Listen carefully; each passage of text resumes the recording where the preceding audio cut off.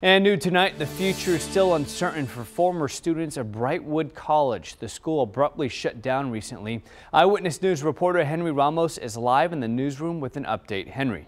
Well, Phil, Alamo Colleges is offering to help students and instructors of Brightwood. We spoke with a couple of students who are furious about the school shutting down. In fact, one of those students was supposed to graduate soon. Two women from different walks of life. Meet 20-year-old Barbara Gonzalez. I freaked out. I was like, where am I going to go now? And 43-year-old mother of two, Melissa Scoville. And this is just one of those struggles. The two were students at Brightwood College. Earlier this month, they were handed a letter stating the vocational school was permanently closing its doors. It's not going to make me quit on my dreams. It's not going to make me stop believing in myself. It's just going to make me go forward. Scoville was just 2 months into her program. Gonzalez was finishing up her 9-month program to become a medical assistant. Confused, angry. The two attended a meeting at Alamo Colleges where the district is offering to help.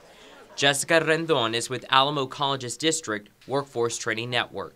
Students are frustrated. Obviously, finances were on the mind. Rendon has this important information for Brightwood students. If they're seeking diploma tracks, which are CE certificates, no, you don't have to start over.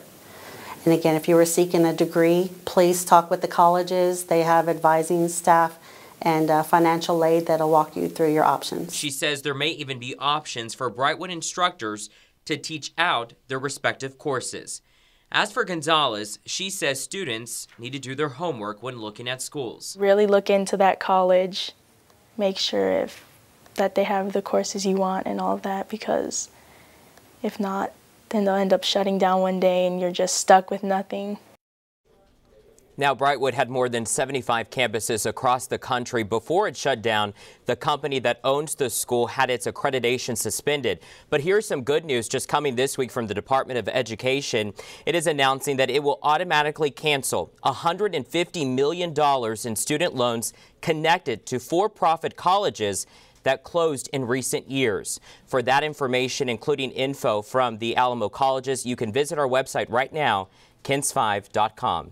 In the newsroom, Henry Ramos, KENS 5 Eyewitness News.